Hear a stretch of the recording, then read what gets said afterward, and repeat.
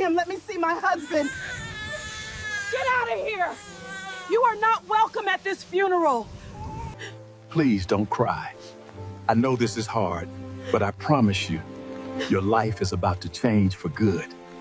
They dragged her out of her husband's funeral while rain poured from the sky and her baby cried in her arms, telling her she had no place there, no home to return to, and no inheritance to claim.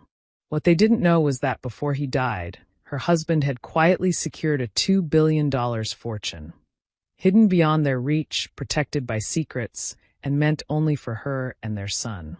And before the rain stopped falling, everything they thought they had stolen was about to slip through their fingers.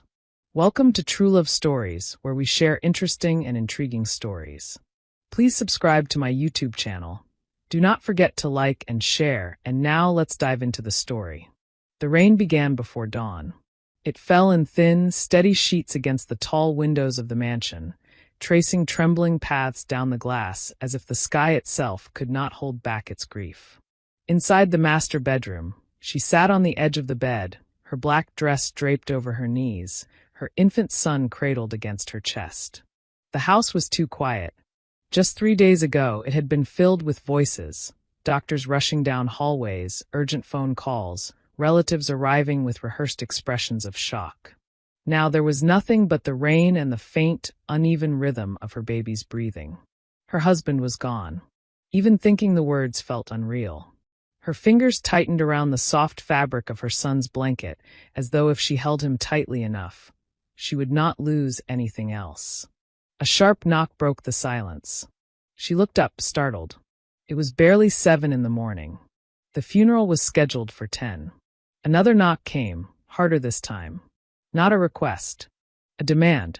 She rose slowly, her legs weak from sleepless nights and uncried tears. As she opened the bedroom door, she found her mother-in-law standing rigid in the hallway, dressed in severe black, her expression carved from stone. Behind her stood her husband's older brother and 2 aunts, their eyes cold and assessing.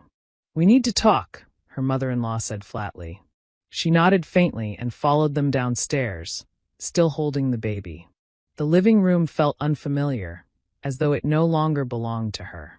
The family had rearranged themselves on the couches like judges at a tribunal. Her brother-in-law cleared his throat. "There's something you should know before the funeral." Her heart pounded. "What is it?" "The will was read early this morning." One of the aunts interjected, her voice sharp. "My brother made his intentions very clear." A pause. "You are not included." The words didn't register at first.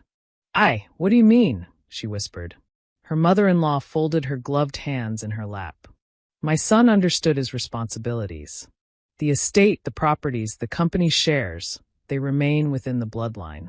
You were provided for during the marriage." Her ears rang. "That's not possible. He would never, he told me." "He told you many things," her brother-in-law snapped. "But the documents are clear." The baby stirred at the tension in the room, letting out a soft cry. She instinctively rocked him, her own breathing growing shallow. "I need to see the will," she said, forcing strength into her voice. "You are not entitled to anything," her mother-in-law replied coldly. "And you will vacate this house today." "Today?" Her voice cracked. "The funeral is in 3 hours." "Precisely." The cruelty was deliberate. She felt as though the floor had shifted beneath her feet. "This is my home. I lived here with my husband. My son was born here." Her mother-in-law stood. "It was my son's home. And he is gone." The words sliced through her. 2 staff members appeared at the doorway, avoiding her eyes. Boxes had already been brought in. Someone had begun packing her belongings. She stared around the room in disbelief. They had planned this. While she mourned, they had prepared her removal. "You can't do this," she whispered. But they already were. By the time the black funeral cars lined the driveway, her suitcase, half filled and carelessly zipped, sat beside the door. Rain poured harder now, bouncing off the marble steps. She had no strength left to argue. She walked outside with her baby in her arms, the rain instantly soaking through her thin shawl. The cemetery was crowded. Umbrellas bloomed like dark flowers across the gray landscape. She moved toward the entrance of the chapel, her heart pounding. Whatever they had done at the house, they could not keep her from saying goodbye. But as she reached the doors, a firm hand gripped her arm. Her brother-in-law. You will not go inside. Her entire body froze. What are you doing? Let me go. You've caused enough embarrassment, he muttered. This service is for family. I am his wife, she cried, her voice breaking. One of the aunts corrected sharply from beneath her umbrella. Gasps rippled softly through nearby guests, but no one stepped forward. She tried to pull free, but the baby began to cry loudly, startled by the sudden movement. Panic surged through her. Please, she begged, tears mixing with rain on her face. Just let me say goodbye. Please. Her mother-in-law approached slowly, her heels clicking against the wet pavement. You will not make a scene at my son's funeral. You're making the scene, she sobbed. Without warning, her brother-in-law pulled her backward. Her heels slipped on the wet stone steps, and she nearly fell, barely managing to shield the baby from impact. Pain shot through her knee as she landed hard on the ground. A collective murmur rose from the crowd. But the chapel doors opened, and then they closed again, shutting her out. She sat there in the rain, on the cold cemetery pavement, her dress soaked and clinging to her skin. Her baby wailed in her arms, his tiny fingers gripping her collar as though sensing her despair. Inside, through the stained glass windows, she could see shadows moving. The ceremony had begun. She was not part of it. The man she had loved, the man who had whispered promises into her hair at night, who had held her hand when their son was born, was being laid to rest, and she was forbidden from standing beside him. Her shoulders shook violently as the weight of it crushed her. She pressed her lips against her baby's damp forehead. I'm so sorry, she whispered to him. I'm so sorry. Rainwater pooled around her shoes. Guests passed by awkwardly, some offering sympathetic glances, others pretending not to notice. No one intervened. Time blurred. Minutes felt like hours. Eventually, the chapel doors opened again. Mourners began to file out, their faces solemn. The casket would soon be lowered into the ground. She tried once more to stand, but her legs would not cooperate. That was when she noticed a black sedan parked just beyond the cemetery gates. It hadn't been there before. The engine was running. Through the rain-streaked window, she could just make out the silhouette of a man watching her. For a brief moment, their eyes met. Then the car door opened, and he stepped out, holding a large black umbrella. The rain had softened into a steady drizzle by the time he reached her. He moved with quiet purpose, careful not to splash water onto her or the baby as he stepped across the puddled pavement. The umbrella he carried was wide and black, shielding them from the worst of the rain as he stopped a respectful distance away. Up close, he looked to be in his late 50s. Silver streaked his neatly trimmed hair. His suit was impeccably tailored, dark charcoal with a subtle pinstripe. He did not look like someone who belonged to the chaos that had just unfolded. He looked composed and certain. Mrs. Adeyemi, he said gently. The sound of her name on his lips made her stiffen. She instinctively tightened her grip on her baby. Yes. Her voice was hoarse from crying. My name is Daniel Whitmore, he said. I was your husband's friend. The word friend made something twist painfully in her chest. He doesn't have many friends I don't know. A faint, understanding smile touched his lips. That's because the kind of friendship we had required discretion. Her eyes flickered with suspicion. She had just been betrayed by people who shared her husband's blood. She was in no position to trust strangers in tailored suits. I'm not interested, she whispered. Please leave us alone. He did not move closer, nor did he retreat. Instead, he crouched slightly so that his voice would not carry beyond the cemetery gates. Your husband asked me to find you immediately after the service, he said quietly. If anything prevented you from attending, I was to approach you outside. Her heart skipped. Prevented? She repeated faintly. He anticipated resistance. Her breath caught in her throat. That's impossible, she said quickly. He wouldn't think his family would do this. Mr. Whitmore studied her face carefully before speaking again. He loved you very much, he said. Which is precisely why he did. The rain tapped softly against the umbrella above them. The baby's cries had softened into hiccuping whimpers. She swallowed. If you knew him, tell me something only he would tell a friend. Mr. Whitmore nodded once, as if he had expected that. The night your son was born, he said quietly, your husband called me at 3 a.m. He was crying so hard I could barely understand him. He kept saying, she did it. She's stronger than anyone I've ever known. Her knees nearly gave out again. He said you squeezed his hand so tightly during labor that he lost feeling in 2 fingers, Mr. Whitmore continued, a hint of warmth entering his tone. He said it was the best pain he'd ever felt. Tears spilled down her cheeks again. But these were different. That was real. No one else knew about that phone call. No one. He asked me, Mr. Whitmore added softly, to make sure you and his son were never at the mercy of anyone. The cemetery behind them had begun to empty. The casket was being lowered into the ground in the distance. She couldn't see it clearly anymore through the blur of rain and tears. What are you talking about? She whispered. Mr. Whitmore straightened slightly and gestured toward the waiting sedan beyond the gates. This is not a conversation we should have here, he said. But I assure you, what I'm about to tell you will change everything. She hesitated. Her husband's family was still scattered across the grounds. If they saw her speaking to this man, they might try to intervene. But a deeper instinct, one born from love and desperation, told her to listen. Carefully, she rose to her feet, cradling her baby close. Mr. Whitmore walked beside her, holding the umbrella over them both. Neither of them looked back. Inside the sedan, the air was warm and quiet. The driver closed the door softly behind them and pulled away from the cemetery without drawing attention.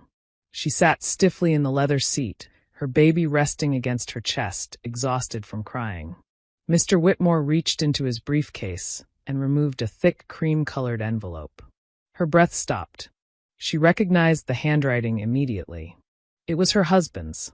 The sight of it made her fingers tremble. He wrote this 6 months ago, Mr. Whitmore said. He updated it 3 weeks before his death. She stared at the date written in the corner. 3 weeks. He had known something, or sensed it. He made certain arrangements, Mr. Whitmore continued. Extensive arrangements. Ones that were never intended to pass through the probate process his family is relying on. I don't understand, she whispered. You were told this morning that the will excluded you, he said calmly. She nodded slowly, pain flashing across her face. That document, he said carefully, is not the primary instrument of your husband's estate. Her mind struggled to keep pace. There are private holdings, he continued. Investment portfolios structured through offshore trusts. Real estate assets registered under layered entities. Liquid accounts protected by beneficiary designation. All legally established. All secured. She stared at him blankly. How much? She asked faintly. Mr. Whitmore held her gaze. Approximately $2 billion in combined investments, equity holdings, and cash reserves. The words did not land. They hovered in the air between them, unreal. That's not possible, she breathed. He ran a company, yes, but he built more than you were allowed to see, Mr. Whitmore said gently. In part because he did not trust those closest to him. A wave of shock washed over her. Why didn't he tell me? She whispered. He intended to, Mr. Whitmore replied. But he believed that if you knew the full extent of it, his family might sense the shift in control. He feared they were watching his movements. She felt cold despite the warmth of the car. They altered the public will, Mr. Whitmore continued. Or at minimum, they are presenting an outdated version. We are already investigating. Her mind flashed back to the living room that morning. The packed boxes. The rehearsed cruelty. They had known something. They think I have nothing, she murmured. Mr. Whitmore's expression hardened slightly. They are very mistaken. He placed the envelope into her shaking hands. Read it. Carefully, she broke the seal.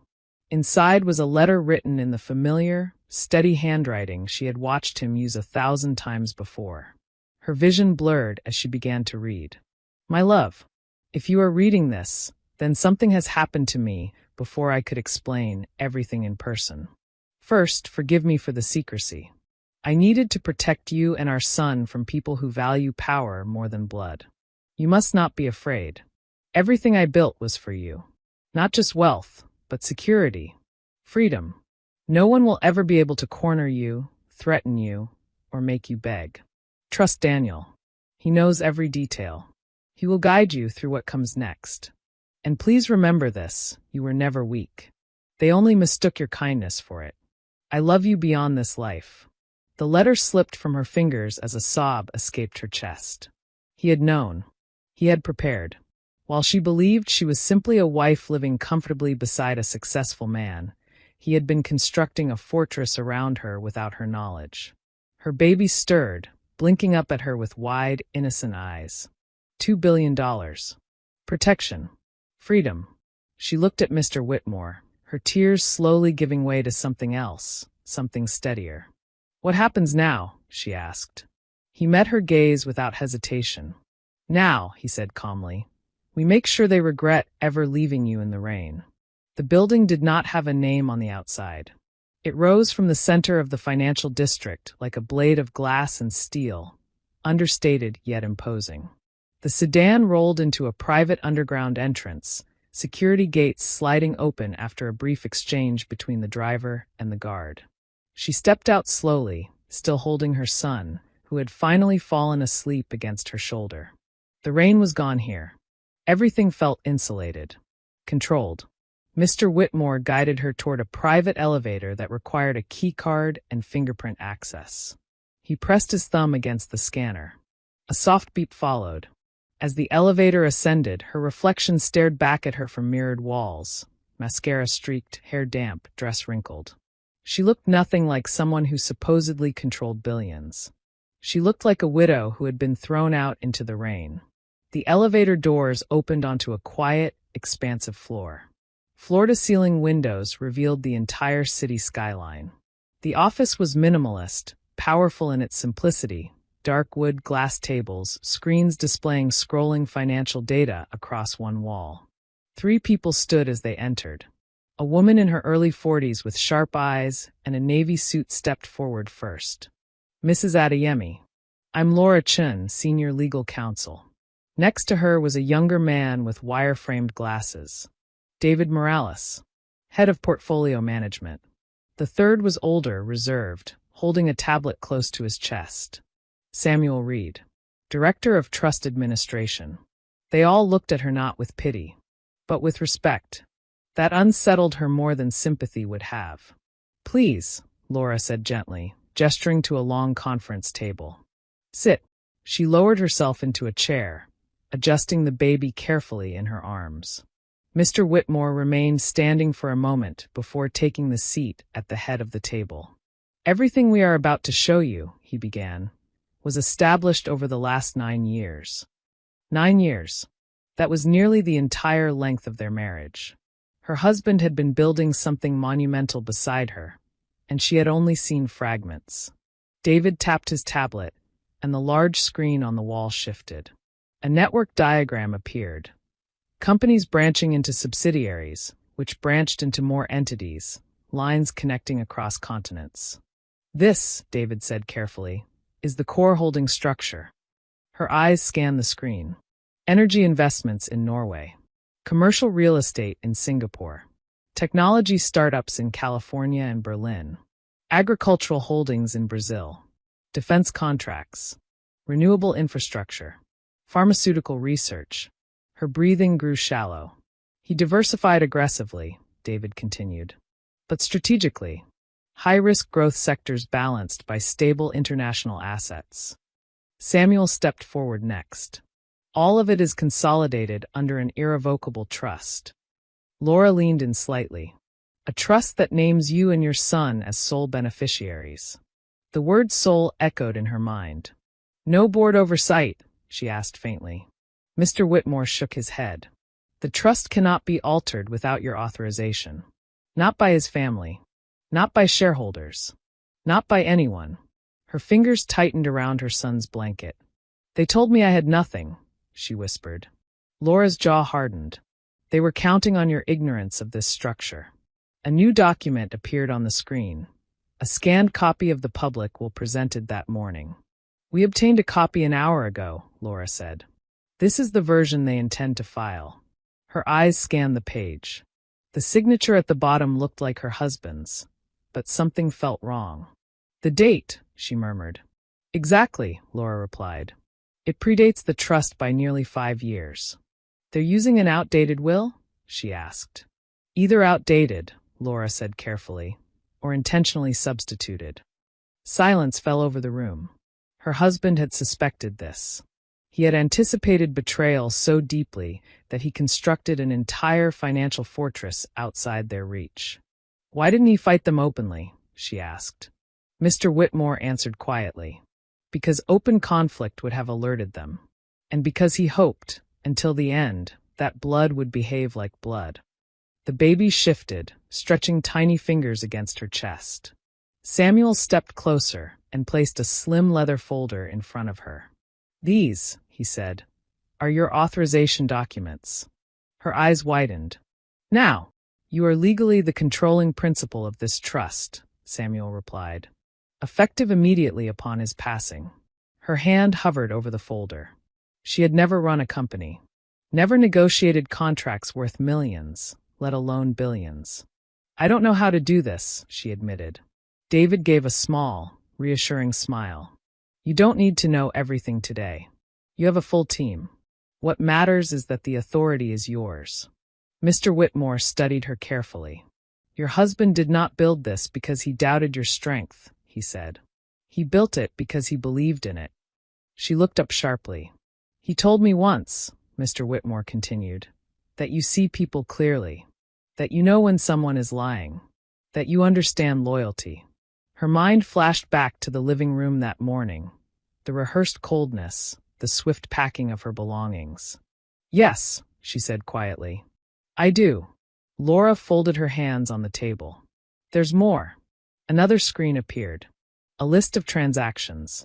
Attempted transfers. Emergency board motions filed by her brother-in-law. They began making moves within hours of his death, Laura said. They assumed control through the public-facing company shares. They're trying to liquidate assets, David added. Fast. Her pulse quickened. If we do nothing, Laura said, they will siphon significant value before litigation freezes them. The air in the room shifted. For the first time since the funeral, the fog inside her mind began to clear. They dragged me out in the rain, she said slowly, because they thought I was powerless. No one contradicted her. She looked down at her son. He deserved more than survival. He deserved protection. She straightened in her chair. What do you need from me? She asked. Mr. Whitmore didn't smile, but something approving flickered in his eyes. Your signature, he said, to initiate injunction proceedings, to freeze contested assets, to challenge the validity of the filed will. Laura slid a pen across the table. It felt heavier than it should have. For a brief moment, fear crept back in. If she signed, there would be no quiet resolution, no reconciliation. It would become war. She thought of the cemetery doors closing, of her knees hitting wet stone, of her son crying in her arms while strangers watched. Her hand steadied. She signed. The sound of pen against paper echoed softly in the silent room. Samuel immediately collected the documents. David began typing instructions. Laura was already drafting filings on her tablet. The machine had started moving, and she was at its center. Mr. Whitmore remained seated for a moment longer. There will be backlash, he warned gently. They will threaten you. They may attempt public smears. They will not surrender quietly. She met his gaze evenly now. They already showed me their worst, she said. Outside the glass walls, the clouds were breaking apart. Thin strands of sunlight began to slip between skyscrapers, reflecting gold across the city. For the first time since her husband's death, she felt something unfamiliar rise inside her. Not grief. Not fear. Resolve. Her husband had built an empire in silence. Now she would defend it in the open. And this time, she would not be standing in the rain. The first headline broke 48 hours later. Internal dispute erupts over late CEO's estate. By the end of the day, 3 more followed. Her brother-in-law had underestimated two things: the legal precision of the trust her husband built, and her willingness to fight. In the glass conference room overlooking the city, Laura stood at the head of the table, remote in hand, as multiple news outlets flashed across the screen. "They've responded," Laura said calmly. Publicly. The clip began to play. Her brother-in-law stood on the steps of the family's corporate headquarters, dressed in a dark suit, face arranged in solemn indignation. "Our family is deeply saddened," he said to reporters. "Unfortunately, certain individuals are attempting to exploit this tragedy for financial gain." The implication was deliberate. She watched the broadcast without flinching. "They're painting you as opportunistic," David muttered. She gave a quiet, almost humorless smile. "Of course they are." Laura clicked off the screen. "That won't hold for long." On the table before them lay evidence: bank transfer attempts flagged and blocked, internal emails recovered through emergency disclosure motions, and most damning of all, a forensic review of the will submitted to probate court. The signature page. "It's a composite," Laura said, sliding printed documents across the table. "The signature is authentic, but the page beneath it is not." She looked up sharply. "They forged the content?" "Not the signature itself," Laura clarified. "They removed it from a prior document and attached it to a revised will. A calculated manipulation. Legal on the surface. Criminal beneath it." Samuel leaned forward. "We've filed for immediate injunction. The court hearing is scheduled for tomorrow morning." Tomorrow. Everything was accelerating. The courtroom was colder than she expected. Not physically, but emotionally. Her husband's family sat across the aisle, their expressions carved from defiance and outrage. Her mother-in-law did not look at her. Her brother-in-law did. There was venom in his stare. She held her son in her arms as she took her seat beside Laura. She had chosen to bring him deliberately. Let them remember who they tried to discard. The judge entered. The room rose. Laura stood first. "Your Honor," she began, voice steady and precise, "we are requesting an emergency freeze of all estate-related transfers pending investigation into fraudulent documentation submitted by the opposing party." Her brother-in-law's attorney stood swiftly. "These are baseless accusations fueled by greed." Laura didn't react. She approached the bench and handed over the forensic report. "Page 7, she said calmly. The judge adjusted his glasses, scanning. Silence stretched across the courtroom. Her heart beat steadily, not wildly like before. "Steady." The judge looked up. "This is a serious allegation," he said, directing his gaze toward her brother-in-law's counsel. "Do you contest the forensic findings?" The opposing attorney hesitated, just briefly. That hesitation was enough. "We request time to review." "You've had access to the same documents for 12 hours, Laura replied sharply.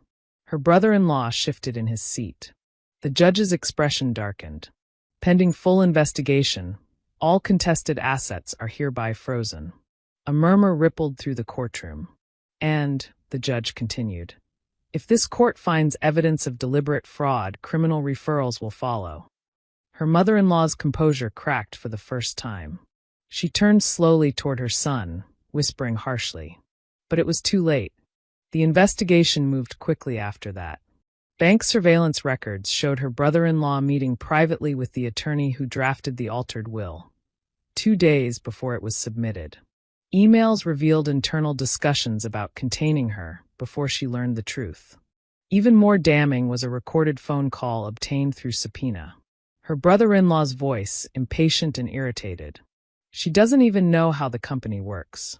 Once the funeral is done, she'll disappear." The arrogance of it burned, but it also strengthened her resolve. They had never seen her clearly, and that blindness would cost them everything. The second court appearance was not as composed. This time, reporters packed the gallery. Cameras waited outside. When the evidence was presented in full, the courtroom felt electric. Laura moved with controlled precision, presenting financial trails, authentication analyses, timestamp discrepancies. Then came the final blow. "The original will," Laura said, holding up a leather-bound document retrieved from a secure vault Mr. Whitmore had arranged years ago. The real one, dated properly, structured differently, naming her and her son not as dependents, but as primary heirs. The judge examined it carefully. Her brother-in-law's face had gone pale. "This court finds sufficient evidence of intentional misrepresentation," the judge announced firmly. "The submitted will is invalid pending criminal review." A sharp inhale moved through the room.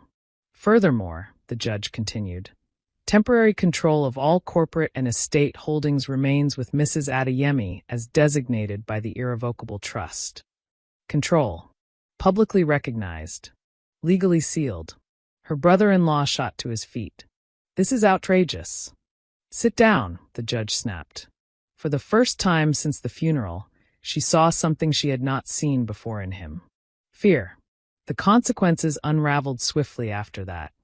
Regulatory agencies launched independent investigations into financial misconduct within the company's executive branch. Board members distanced themselves from her husband's family to protect their own reputations. Stock prices, which had dipped during the uncertainty, stabilized once official statements confirmed rightful leadership. And then came the criminal charges. Forgery. Fraud. Attempted asset misappropriation. Her brother-in-law was escorted out of the corporate headquarters by federal officers just 1 week after the funeral. The image flooded every major news outlet.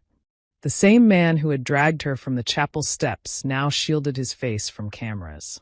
Her mother-in-law retreated from public view entirely. The mansion, the one she had been forced out of, was legally restored to her possession. She stood at its gates days later, staring up at its towering facade. Memories flickered through her mind. Laughter in the halls, quiet evenings on the balcony, the nursery they had painted together. Mr. Whitmore stood beside her. "It's yours again," he said softly. She studied the house for a long moment. Then she shook her head. "No," she replied. He glanced at her. "I won't live somewhere that echoes with betrayal." Within a month, the mansion was sold. The proceeds were redirected into expansion of the trust's philanthropic arm. Not out of sentiment, but intention. The final courtroom appearance was brief.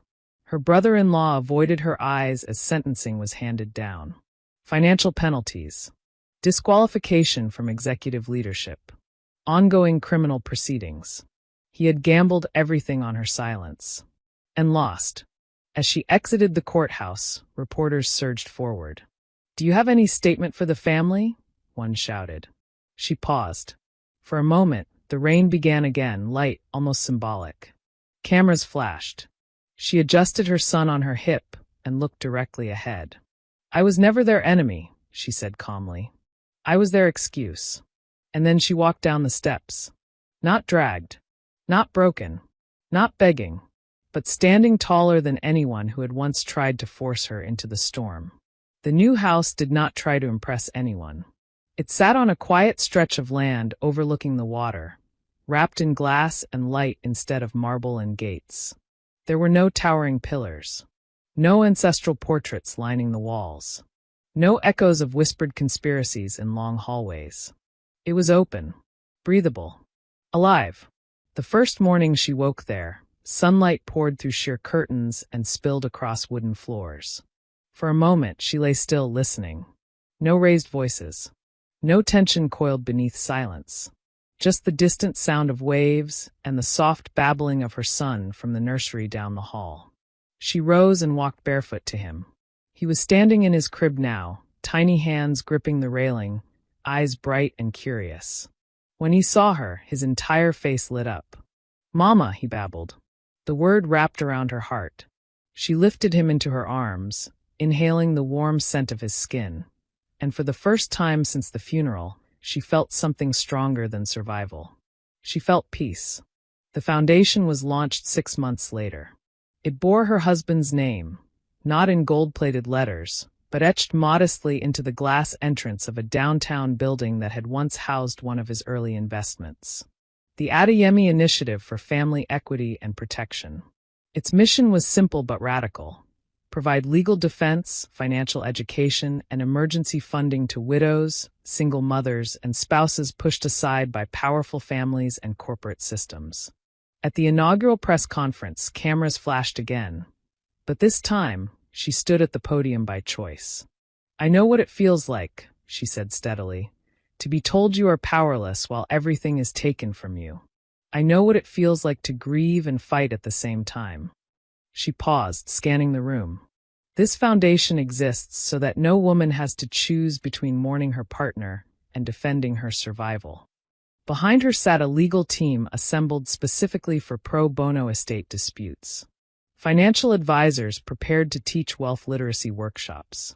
Emergency housing grants had already been approved for 12 families. She was no longer reacting. She was building. Her role in the company evolved naturally. At first, she attended meetings quietly, listening more than speaking. She absorbed language she had once found intimidating: equity distribution, cross-border taxation, acquisition strategy. But she had always possessed something more valuable than technical knowledge. She understood people.